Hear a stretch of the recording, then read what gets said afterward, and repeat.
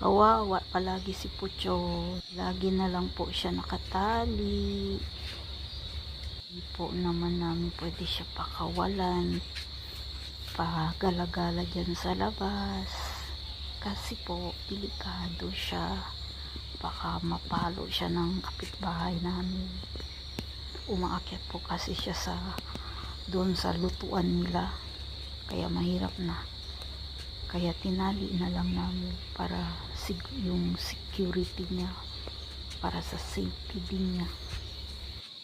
Kahit paano, andyan naman may kalaro din naman siya, si Pot-Pot.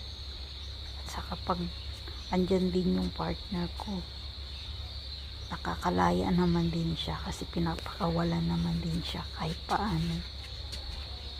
Para ma-enjoy din niya yung paikot-ikot yan sa loob.